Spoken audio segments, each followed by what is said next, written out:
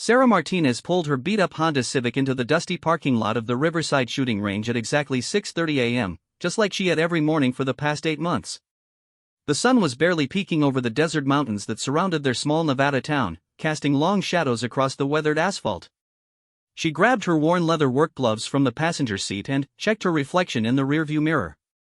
Dark circles under her brown eyes told the story of another sleepless night, but she had learned to hide her exhaustion behind a mask of determination. The shooting range was her sanctuary and her prison all at once.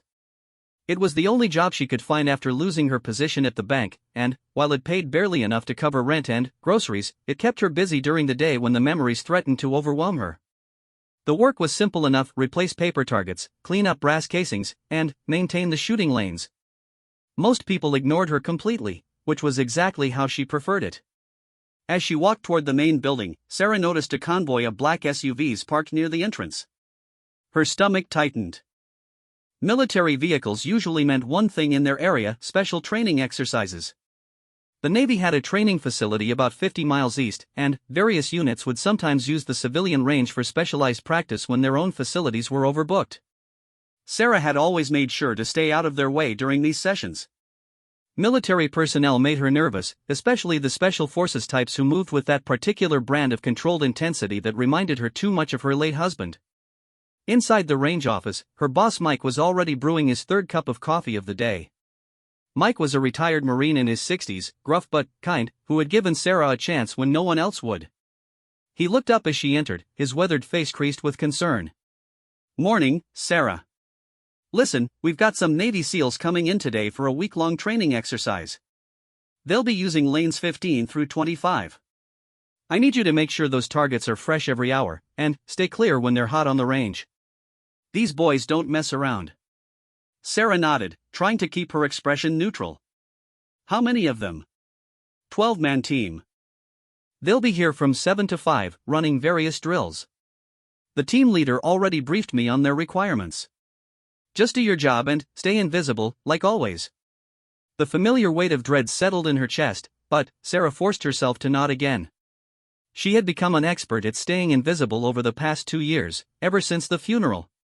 Ever since the flag-draped coffin and the haunting sound of taps playing while she stood in her black dress, 8 months pregnant and completely alone in the world. David had been gone on deployment when their daughter Emma was born, and he never got the chance to hold her. A roadside bomb in Afghanistan had stolen that moment, and countless others, from both of them. Sarah pushed the memories away as she always did, compartmentalizing her grief into a small, dark corner of her mind where it couldn't interfere with her daily survival. She had Emma to think about now. Her 2-year-old daughter was everything that mattered, and Sarah would do whatever it took to provide for her. The morning passed quietly as Sarah prepared the range. She replaced all the targets in lanes 15 through 25 with fresh paper silhouettes, swept the concrete floors, and checked that the lighting was adequate. The work was meditative in its simplicity, allowing her mind to focus on immediate tasks rather than dwelling on the past or worrying about the future. At exactly 7 a.m., the SEALs arrived. Sarah was in lane 22, replacing a target when she heard the heavy footsteps and low murmur of male voices approaching. She kept her head down and continued working, hoping to finish quickly and retreat to the safety of the office area. "Lanes 15 through 25 are ours for the week," she heard someone say in a commanding tone.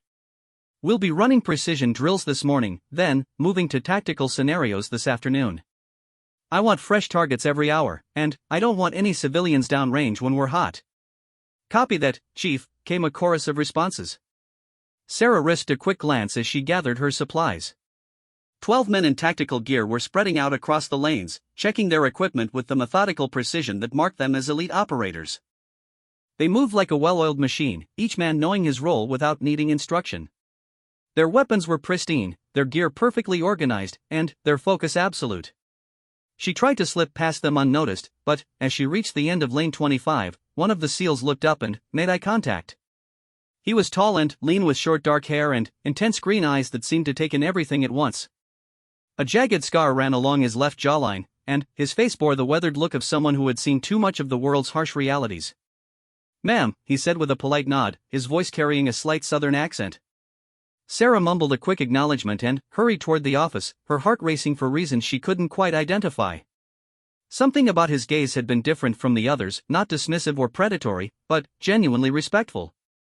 It had been so long since a man had looked at her with anything resembling respect that the simple gesture had caught her off guard. From the safety of the office, Sarah watched through the reinforced glass as the SEALs began their training. Their precision was astounding. Every shot was deliberate, controlled, and devastatingly accurate. They moved through their drills with a choreographed efficiency that spoke to countless hours of training and real-world experience. The man with the scar appeared to be the team leader. Sarah found herself watching him more closely than the others, noting how he moved between his teammates, offering quiet corrections and encouragement. There was something about his presence that commanded respect without demanding attention, a quality that reminded her painfully of David. An hour passed, and Sarah knew it was time to replace the targets.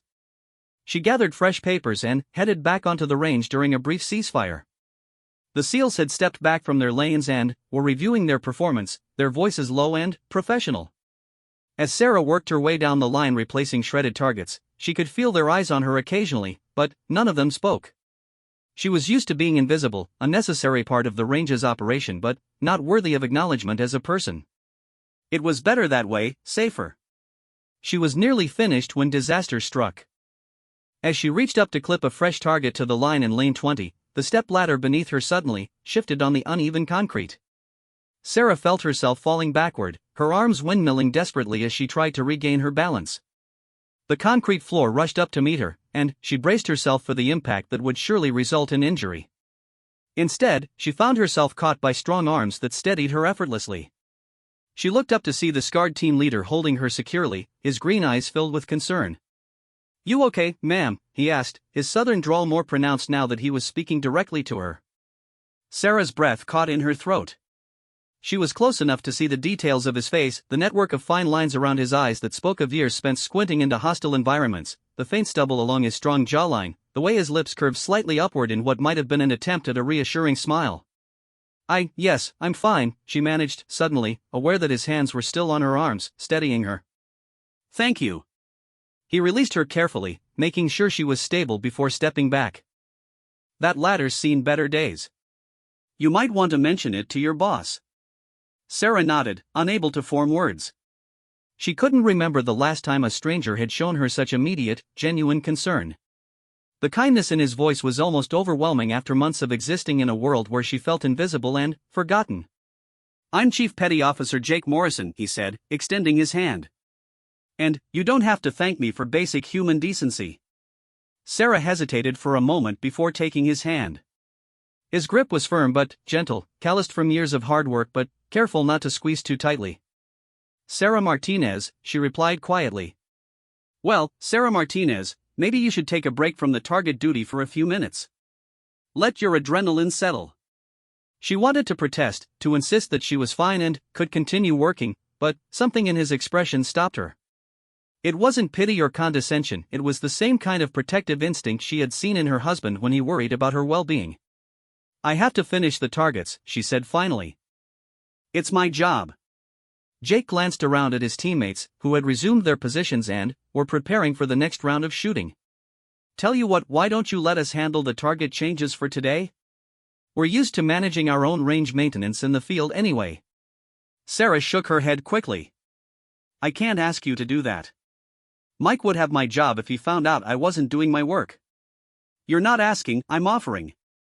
And your boss doesn't need to know. We'll tell him we preferred to handle it ourselves for security reasons." The kindness in his offer was almost more than Sarah could bear. She had spent so long building walls around herself, protecting her heart from further damage, that even simple human compassion felt dangerous. But she was also exhausted from carrying everything alone, and the brief moment of someone else taking care of a problem, even something as small as hanging targets, was a relief she hadn't expected.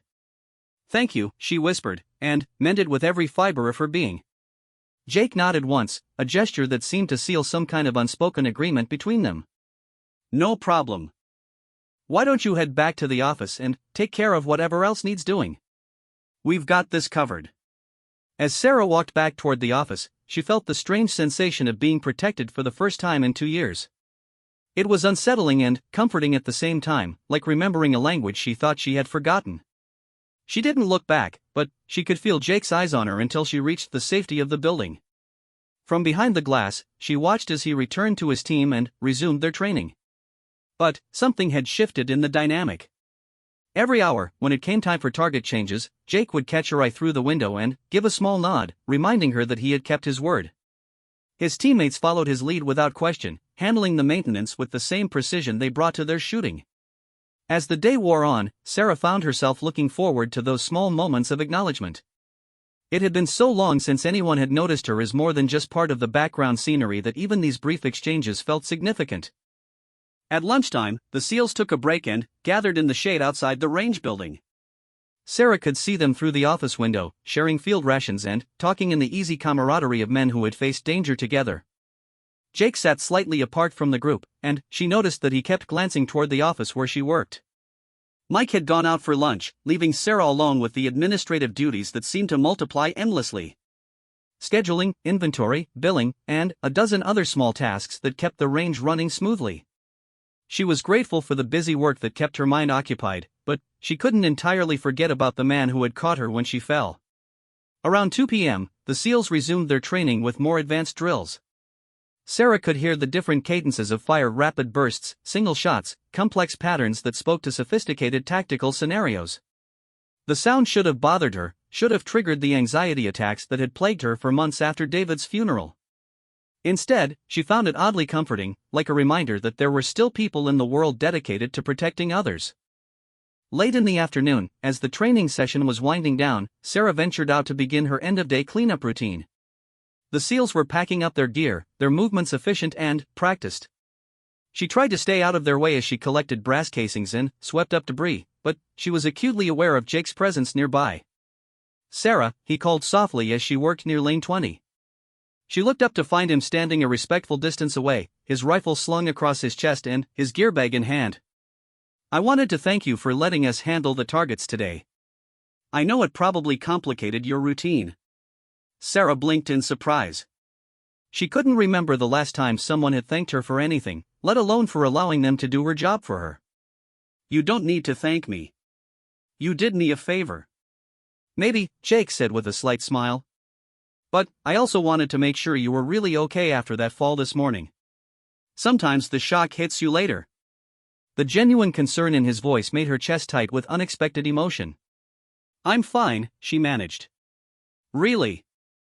Thank you for catching me." "Anytime," he said, and something in his tone suggested he meant it literally. There was a moment of silence between them, charged with the kind of potential that made Sarah's heart race for entirely different reasons than fear or anxiety. She wanted to say something more, to extend this brief connection somehow, but she had forgotten how to navigate even simple human interaction with someone who wasn't her toddler daughter. "We'll be back tomorrow morning," Jake said finally. "Same time." "I'll make sure the targets are ready," Sarah replied automatically. "We can handle them," he reminded her gently. "But maybe you could check that ladder situation. I'd hate for someone to get hurt." The protective note in his voice sent warmth spreading through her chest. "I'll talk to Mike about it." Jake nodded and shouldered his bag. "Have a good evening, Sarah." "You too, Chief Morrison." As the SEALs loaded into their vehicles and drove away, Sarah stood alone on the range, watching the dust settle in their wake.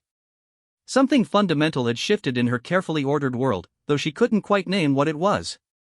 For the first time in 2 years, she felt the faintest stirring of something that might have been hope. That evening, as she picked up Emma from her elderly neighbor's apartment and went through their usual routine of dinner and bedtime stories, Sarah found her thoughts drifting back to green eyes and a southern drawl. She tried to push the memories away, to focus on the immediate needs of her daughter and their simple life, but something had awakened in her that refused to be ignored. As she tucked Emma into bed and kissed her soft forehead, Sarah whispered the same promise she made every night: "Mommy loves you, baby girl. Everything's going to be okay." But, for the first time in months, she actually believed it might be true. Outside her small apartment, the desert night settled over their quiet town, full of possibilities that Sarah hadn't dared to imagine. Tomorrow would bring another day at the range, another encounter with the man who had caught her when she fell. She didn't know what that might mean, but, for tonight, it was enough to fall asleep thinking about someone who had looked at her and seen a person worth protecting. In her dreams, she didn't fall. Instead, she found herself standing steady on solid ground, surrounded by the kind of safety she had thought was lost to her forever. The next morning arrived with the kind of crisp desert air that made everything seem sharper, more defined. Sarah found herself taking extra care as she got ready for work, choosing a clean shirt instead of the first thing she grabbed, and even running a brush through her dark hair one more time than usual. She told herself it was just about looking professional, but the flutter in her stomach when she thought about seeing Jake again suggested otherwise. Emma had been fussier than usual during breakfast, clinging to Sarah's leg and refusing to eat her cereal. At 2 years old, she was incredibly perceptive to her mother's moods, and Sarah realized her own nervous energy was affecting her daughter. "It's okay, baby," Sarah murmured, lifting Emma onto her hip and swaying gently. "Mommy's just thinking about work today." Emma's wide brown eyes, so much like her father's, studied Sarah's face with the serious expression that always made her look older than her years. "Mama sad?" "No, sweetheart. Mama's not sad today." And, surprisingly, it was true. The heavy weight of grief that she carried everywhere was still there, but it felt lighter somehow, as if someone had helped her redistribute the load. Mrs. Chen, their elderly neighbor who watched Emma during the day, smiled knowingly when Sarah dropped off her daughter. The older woman had been a grandmother figure to them both since they'd moved to this apartment complex, and she had an uncanny ability to read Sarah's moods. "You look different today, dear," Mrs. Chen observed as Emma toddled off to play with the toys kept specifically for her visits. "Rested." Sarah paused in the doorway, surprised by the observation. "Do I?" "Mum." Mrs. Chen's eyes twinkled with the wisdom of someone who had seen 8 decades of human nature. "Sometimes when we help others, we accidentally help ourselves too." The cryptic comment stayed with Sarah as she drove to work, though she couldn't quite puzzle out what Mrs. Chen meant. She hadn't helped anyone lately. If anything, she was the one who had needed help yesterday when Jake caught her fall. The shooting range looked the same as always in the early morning light, but Sarah felt different approaching it.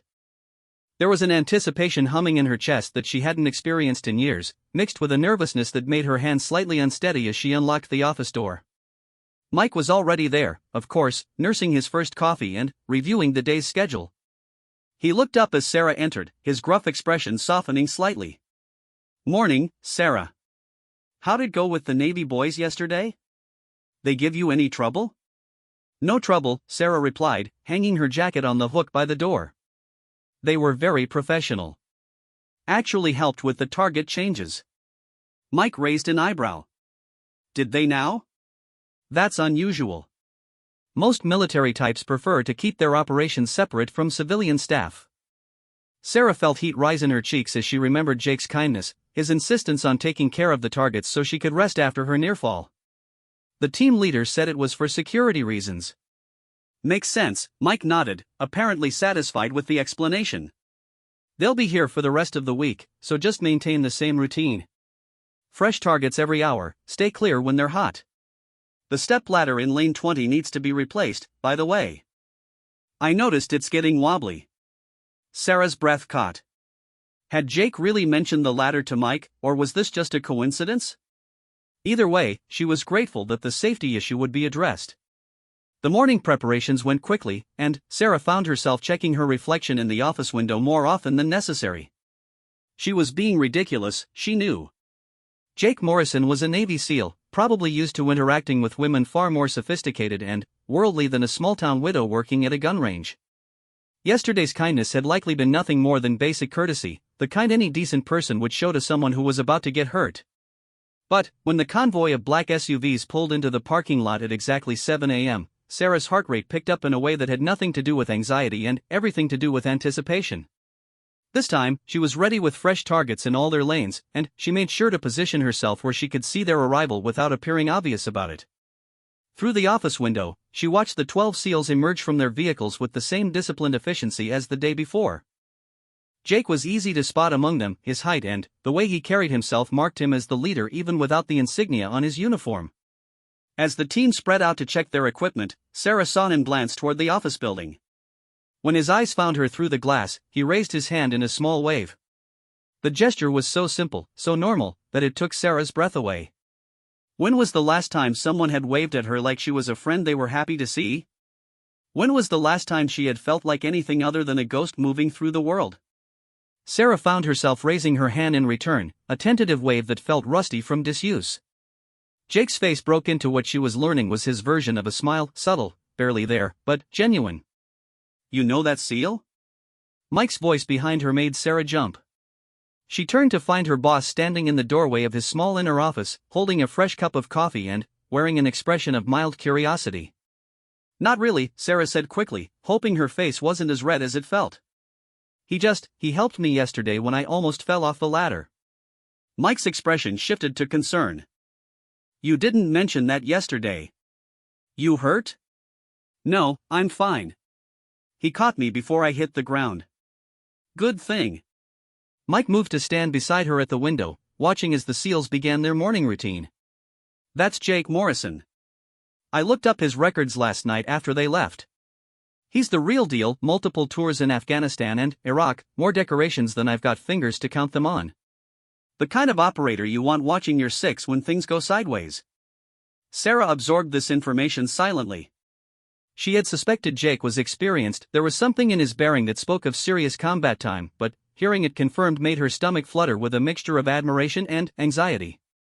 "He's also got a reputation for looking out for civilians in operational areas," Mike continued. "Always goes the extra mile to make sure non-combatants stay safe. Guess that extends to preventing accidents on gun ranges too." The training session began with the same precision as the day before, but Sarah noticed subtle differences in how the team operated. They seemed more relaxed, more familiar with the range layout, and their communication was even more seamless. Jake moved among his teammates like a conductor directing an orchestra, his quiet commands and corrections helping them refine their already impressive skills.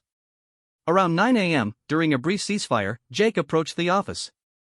Sarah felt her pulse quicken as she saw him walking toward the building, his rifle secured and his expression purpose.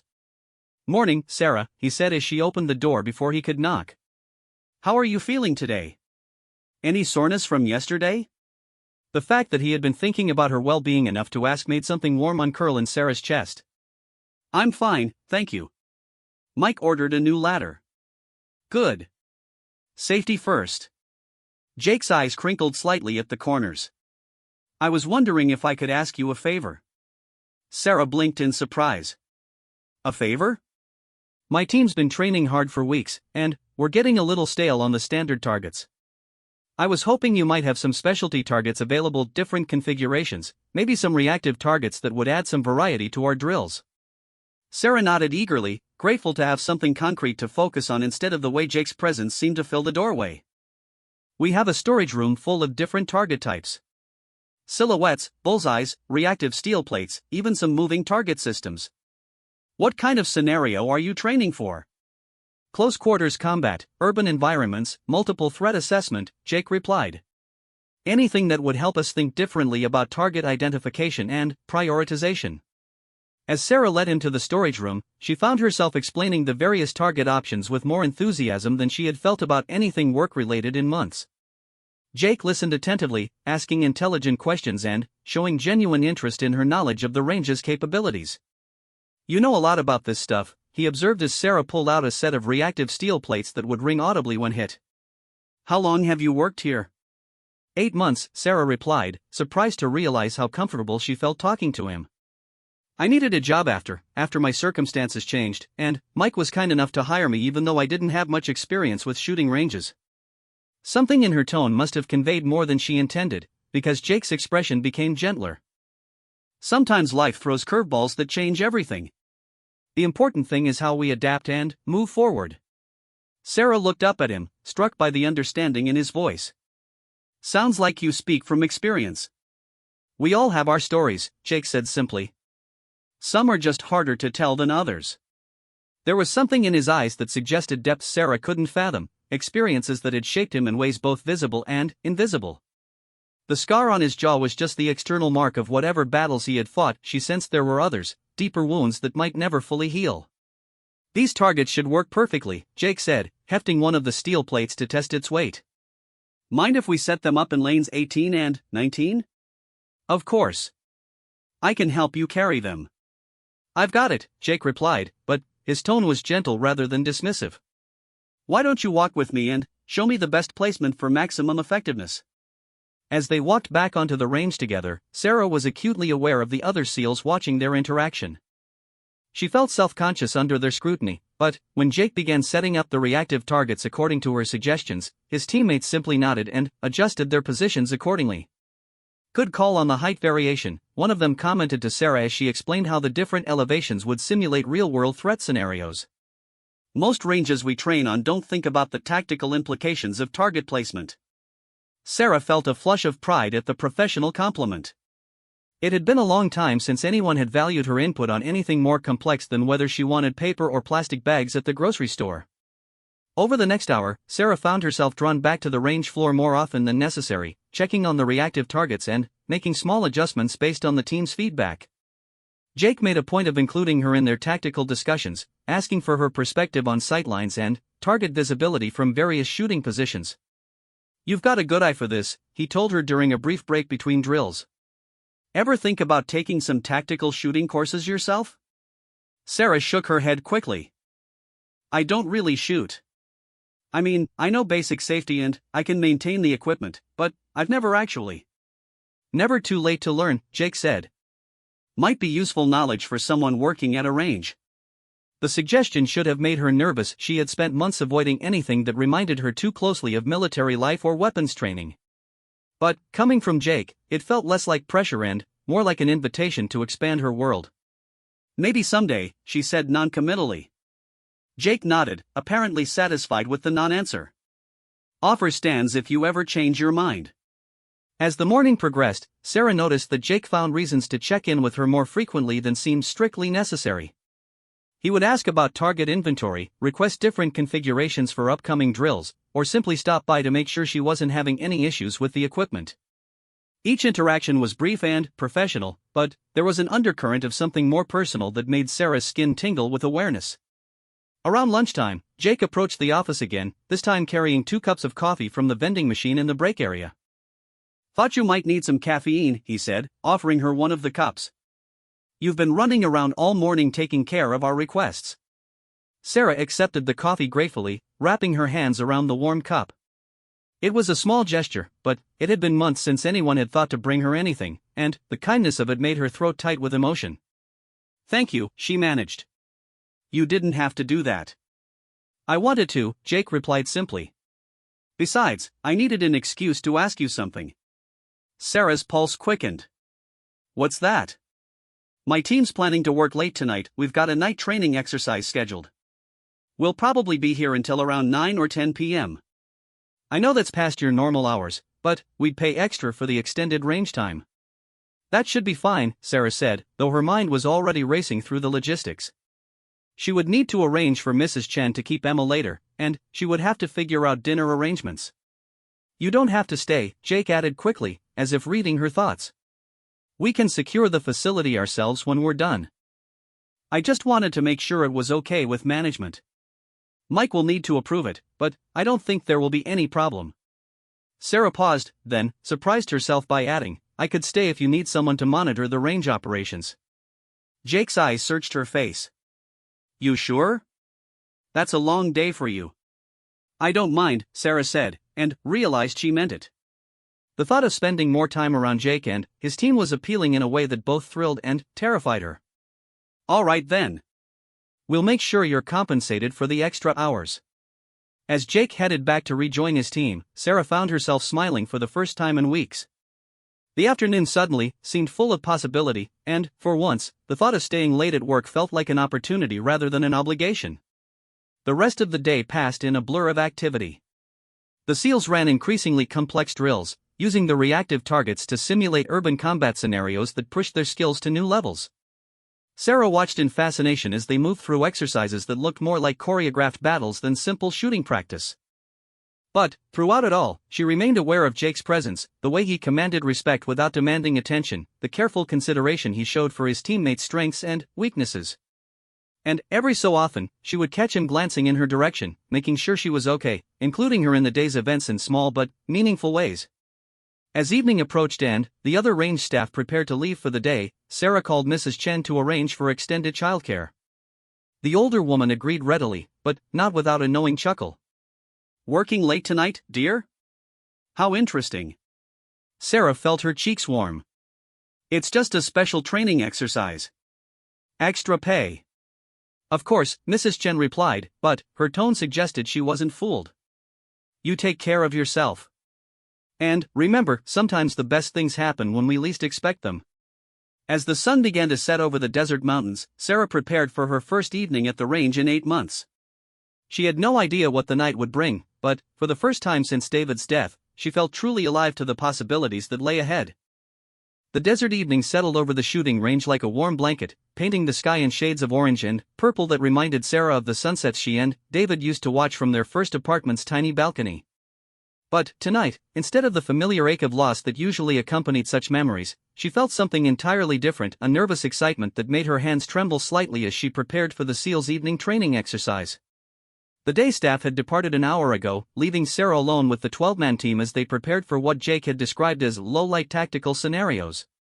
The range felt different in the evening, larger somehow, with shadows stretching across the lanes and the familiar daytime bustle replaced by a focused intensity that reminded Sarah why these men were considered among the world's elite warriors.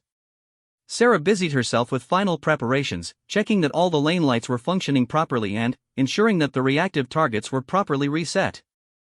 She had changed into a fresh shirt during her dinner break, telling herself it was just because the day had been warm, but the flutter in her stomach when Jake approached her workstation suggested otherwise. Everything looking good for tonight? Jake asked, his voice carrying that slight southern drawl that she was beginning to find far too appealing. All set, Sarah replied, proud that her voice sounded steadier than she felt. The low-light illumination system is ready, and I've replaced all the reactive targets. Is there anything specific you need me to monitor during the exercise? Jake leaned against her workstation, close enough that she could smell his cologne mixed with gun oil and something that was purely him. Actually, I was hoping you could help us with something different tonight. We're running scenarios that require civilian roleplay, someone to act as a non-combatant in various situations. Sarah's pulse quickened. Roleplay? Nothing dangerous, Jake assured her quickly, apparently reading the concern in her expression. We use paintball rounds for these exercises. You just need to follow scripted movements while we practice identifying and protecting civilian targets in complex environments. The request both thrilled and terrified Sarah. She had spent months making herself invisible, avoiding any situation that might require her to interact with people in ways that felt too personal or vulnerable. But something about Jake's presence made her want to step outside her carefully constructed comfort zone. I'm not sure I'm qualified for that kind of thing, she said hesitantly. You're perfect for it, Jake replied with quiet conviction. We need someone who can react naturally, not another operator who knows all our procedures. Real civilians don't move like trained soldiers, and that's exactly what makes the scenarios challenging and realistic. Sarah found herself nodding before she had consciously decided to agree.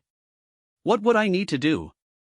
Jake's face lit up with what she was learning to recognize as his version of excitement, subtle but genuine. Just follow the directions we give you and move through the scenarios as naturally as possible. Sometimes you'll be a bystander, sometimes a protected individual, sometimes someone we need to evacuate from a dangerous situation. Over the next hour, Jake walked Sarah through the basics of the evening's exercises. The range had been transformed with portable walls and obstacles to create maze-like environments that simulated urban combat situations. The SEALs would move through these scenarios using night vision equipment and tactical lights, practicing their ability to distinguish between threats and innocents in